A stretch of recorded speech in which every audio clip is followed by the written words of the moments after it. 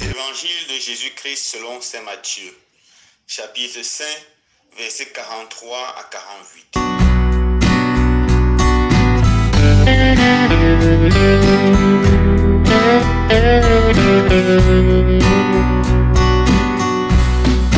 En ce temps-là, Jésus disait à ses disciples, « Vous avez appris qu'il a été dit, tu aimeras ton prochain et tu haïras ton ennemi. Eh bien, moi je vous dis, aimez vos ennemis et priez pour ceux qui vous persécutent, afin d'être vraiment les fils de votre Père qui est aux cieux. Car il fait lever son soleil sur les méchants et sur les bons. Il fait tomber la pluie sur les justes et sur les injustes. En effet, si vous aimez ceux qui vous aiment, quelle récompense méritez-vous? Les publicains eux-mêmes n'en font-ils pas autant? Et si vous ne saluez que vos frères, que faites-vous d'extraordinaire? Les païens eux-mêmes n'en font-ils pas autant? Vous donc, vous serez parfaits comme votre Père céleste est parfait. Acclamons la parole de Dieu. Louange à toi, Seigneur Jésus.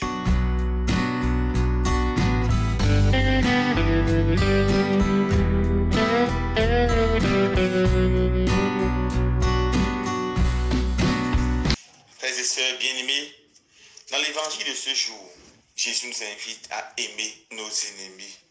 Un commandement beau, mais un commandement exigeant. Aimez vos ennemis.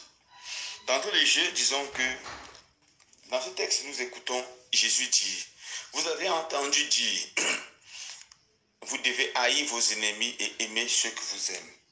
Nulle part dans les Saintes Écritures, nous voyons Dieu commander de détester les ennemis. Les Juifs avaient développé cette pensée, mais n'était pas une pensée qui venait de Dieu. Au contraire, parlant des ennemis, voilà ce que le Seigneur dit dans Deutéronome 23, verset 7. Il dit, vous ne devez pas haïr les Élonites, car ce sont vos frères. Vous ne devez pas détester les Égyptiens, car vous avez été étrangers chez vous. Par cette parole, on comprend bien que le Seigneur invite son peuple à aimer et respecter ceux qui étaient considérés comme les ennemis légendaires. Et dans Exode 23, versets 4 à 5, nous lisons ce commandement de Dieu. Vous devrez aimer votre prochain. Vous devez aimer votre prochain. Voilà l'enseignement de Jésus ou l'enseignement des Saintes Écritures depuis le début. Ce sont les jésuites ou certains rabbins jésuites qui ont développé cette pensée de aimer son prochain et détester ses ennemis. Alors, pourquoi est-ce que Jésus nous commande d'aimer nos ennemis? La première raison, c'est que en aimant nos ennemis, nous sommes effectivement les fils de Dieu. Car Dieu fait le bien à tous les hommes, aux bons comme aux méchants. Il fait pleuvoir sa pluie sur tous les hommes, les bons et les méchants. Il donne ses grâces et ses bénédictions à tous les hommes, les bons comme aux méchants. En aimant nos ennemis, nous sommes comme le Seigneur, nous sommes les fils de Dieu. Deuxièmement, quand nous aimons nos ennemis, nous dépassons les pharisiens en vertu. Les pharisiens aimaient ceux qui les aiment. Ils faisaient du bien à ceux qui les faisaient du bien pour recevoir du bien en retour. En aimant ses ennemis, on dépasse cette capacité de vouloir, cet esprit de la réunion. Vous connaissez l'esprit de la réunion. De faire quelque chose à quelqu'un pour qu'il me rende exactement l'équivalent. En aimant les ennemis, on fait quelque chose à quelqu'un qui ne me rendra pas. On dépasse les autres en vertu. Alors mes frères et sœurs bien-aimés, nous devons aimer nos ennemis. Alors l'ennemi, c'est tous ceux qui nous font du mal d'une façon ou d'une autre. Tous ceux qui nous persécutent, qui nous font souffrir. Qu'ils soient proches de nous, qu'ils soient les ennemis officiellement reconnus, qu'ils soient les membres de nos familles. Tous ceux qui nous font du mal, nous devons nous efforcer à les aimer, à prier pour eux. C'est ça le chemin de la perfection.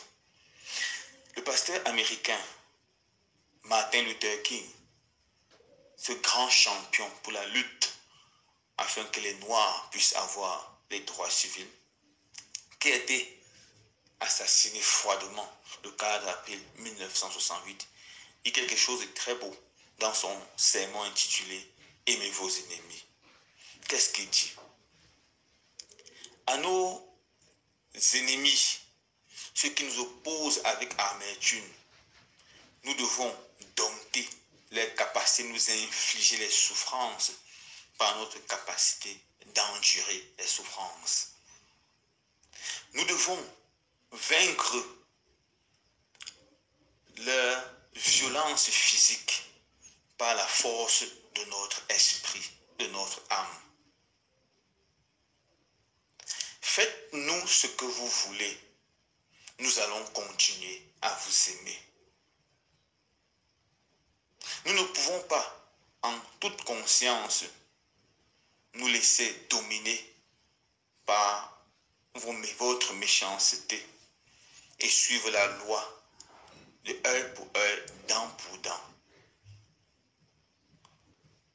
Nous ne pouvons pas non plus accepter le mal que vous nous faites, car coopérer avec le mal, c'est être contre le bien. Jetez-nous en prison et nous allons continuer à vous aimer. Envoyez vos troupes dans nos communautés la nuit, brûlez nos maisons, tabassez nos enfants, violez nos femmes, et nous allons continuer à vous aimer. Mais soyez-en sûrs, notre capacité de vous aimer vous renversera. Un jour, nous allons être libres, mais pas seulement nous, vous aussi, vous serez libres. Vous serez libres car tous ceux qui font le mal, tous ceux qui font le mal sont esclaves du mal. Alors, notre simplicité, notre capacité parlera à votre conscience et vous appellera à la conversion. Ainsi, cette victoire sera pas seulement la nôtre, mais elle sera aussi la vôtre. Nous devons aimer tous les hommes, y compris nos ennemis. Loué soit Jésus-Christ.